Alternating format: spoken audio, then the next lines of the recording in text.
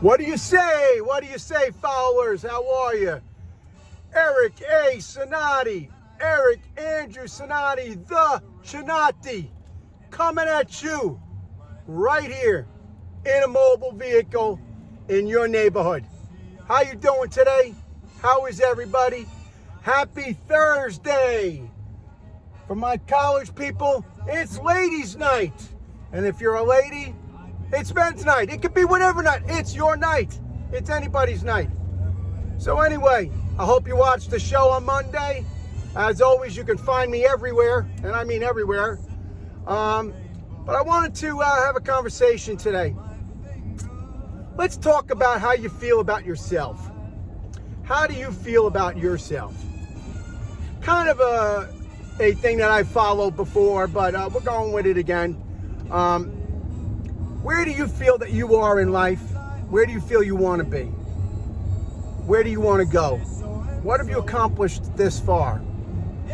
What do you still want to accomplish? These are important concepts that men, women, everybody goes to bed with at night. And, you know, here's the important part, and I'm going to tell it to you. The Cinotti's going to tell it to you, right to you. It's what you feel good about. Not what else someone else says you should be, or what else makes them think that should make you feel good.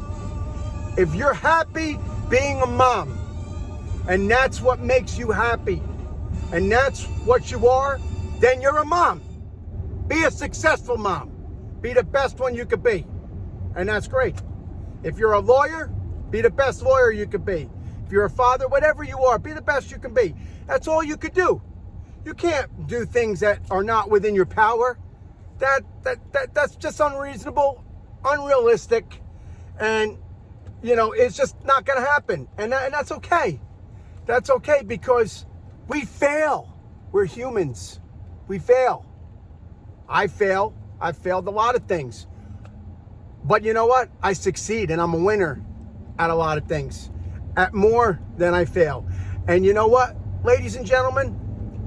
You are the same. We're the same. You can succeed at everything that you fail if you recognize that you fail and you don't go down on yourself. You don't say, I suck, I'm no good. Don't let somebody put a finger in your eye. Don't put your own finger in your eye and say you're not good enough. Do the best you can do. That's all you can do. And you know what? Find a way to succeed. You know, when I'm teaching classes at the university, and I've been telling students for years, they like to call me out because I generally am the guy that has a lot of all kinds of crazy knowledge in my head and facts memorized. But then once in a while I get a student that'll be like, professor, do you know such and such? And I actually don't know the answer. But I will look them in the face and say, you know what? You got me. I don't know the answer. But sure as high water and hot water will kill you, I can tell you the next time I see that student, and I'm standing in front of any classroom or in any meeting or talking to anybody, I will damn for sure know the answer to that question. Why? Because I went and researched it. And that brings me to another point. Education is a tool to achieve success. It's not the ability to learn useless information. I admit I'm proud of my useless knowledge and being able to call it off. It's great for conversational reasons, etc. But you know what you learn in the educational process? You learn how to find the answer. Sometimes the answer is just deep within you. And that's okay. You don't need to go to a library or use Wikipedia, which anybody that's had my classes, I've always had issue with Wikipedia, but shout out, they're getting much better. But you don't always, thank you, you don't always, shout out to my intern here with the music. Anyway, it's about finding the answer. Find the solution, whatever it might be. Find it. That's what education is. You know what else that college degree says? It says that you spent, and we're just going to say 4 years for a bachelor's degree. I did mine in less time than that, and some people take longer. It doesn't really matter. But what it says is you started something and you completed it. Hence the paper in your hand, the degree. That's one thing it says to a potential employer, a potential mate, husband, wife, or anybody else you deal with, a business associate, or the voter if you're running for office. I don't know. I just throw that out there. Keep that in mind, running for office. Recognize the face. Anyway, it tells the people that you completed that task. It also says that they know that there are general things that are required to complete that task of 4 years. You have to take X amount of credits, which are X amount of classes. And classes require exams and papers and work. You completed all those things, and you completed them to a satisfactory level of a C or better to achieve that. That's what it says. It doesn't mean you're the smartest person in the world. It means you buckled down and you hustled and did the work. You were able to follow directions. In the military, it was called FFI, failure to follow instructions. Those of my fellow veterans out there will know I got a lot of those FFIs because I just wanted to be, I guess the army of one. I never liked that, by the way. Disagree with me, some of you. There is no army of one, but I felt at some points I was an army of one, and I failed to follow instructions because I wanted to lead myself. But anyway, the point of that is you got that piece of paper, you followed instruction, you did the work that was required. Success is what you make of it. Success is what you want to make of it. Success is what you wanted to make of it or what you plan to do with it. Whether you want to be a millionaire, and there is nothing wrong with being a millionaire. And don't let people tell you otherwise, okay? Because millionaires employ many people.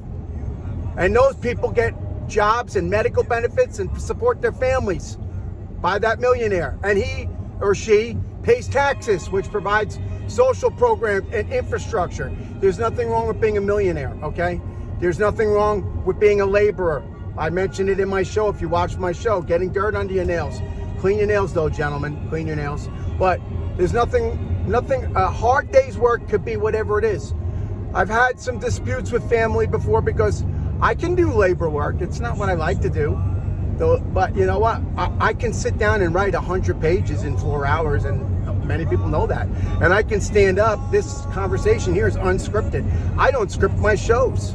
I can stand up and do that. Those of you that had my classes, those of you that interned for me, know I get up there and I do my thing. I just do it. When I served I served in the judiciary on the bench, and I heard cases. It wasn't scripted. I wrote them up too. I wrote my decisions on cases. When I made decisions on the cases I heard, 300 plus cases, but I think it's more, but roughly that's kind of what I kind of vaguely remember. And I have copies of my decisions that I wrote. That is labor intensive to me. Somebody else mowing lawns all day as a landscaper, breaking a bricklayer. Labor intensive is what's your skill and what is your thing. I mean, I would die if I had to be out in the backyard for 10 hours digging ditches or mowing lawns. And I got friends that are very good friends that do that all day and love it. And then they'll come to my house and help me at my house. I don't understand. But then again, I do what I do. And when they need help with whatever situation, I'm sitting down doing research and helping them draft documents after I spent all day doing it. So everybody has a place. That's where I'm really going here. Your success is your place. It's not who you are though, okay? It's not who you are, it's what you are. Okay, remember that. Who you are is what's inside of your heart. Who you are is who you face in the mirror in the morning, and who you look over to in the bed at night if you have a spouse or partner, and what you look into your child's eyes and what you say to your child. That's who you are. What you are is what you do to achieve the things to give them what they need, to be a working part of society, to be a better member of society. Because at the end of the day, we are Americans, no matter what color, gender affiliation, religion. We all are here for a common cause in this country of ours. We are all in this world for a purpose. And that is what truly matters at the end of the day. And I know that everybody, and there are exceptions of a few, But if you're listening to me right now and you watch my shows, then I already know where you stand. So I'm just going to say everybody wants to do something good every day. Everybody wakes up, wants to make a positive difference somehow. And I say everybody because if you're watching this, then I know that you are one of those people. Okay? You're not the Ted Bundys of the world. You're good people. I know you're good people. I'm a good person. I surround myself with good people, and I do my best to help people at all costs. And this, right to you right now, is helping somebody. If you listen to my stuff, I helped somebody who was being bullied in school.